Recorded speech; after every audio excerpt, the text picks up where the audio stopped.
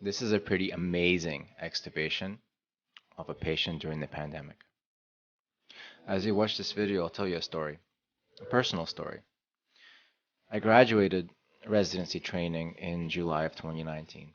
And when a doctor graduates residency, they're able to independently practice on their own.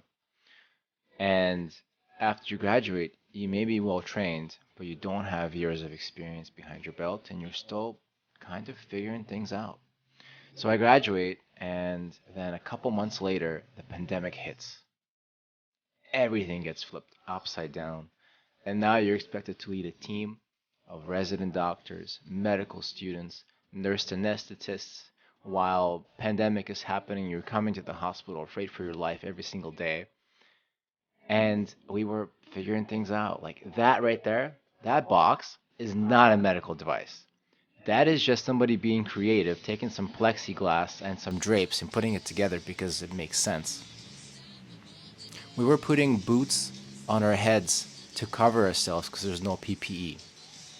That was a scary time. Now onto this video. What they're doing is the boxes surrounding the patient to prevent respiratory droplets from being in the air. They're wearing a lot of protective equipment. The breathing tube, they first have to suction it out to make sure there's no secretions. They deflate the balloon and they pull it out. This is a critical point right here. You have to put oxygen and make sure the patient is still breathing on her own. Come on.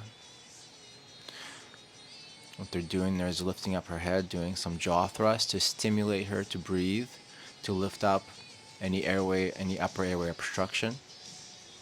And she's doing well. You can see the misting in the mask. That means she's breathing.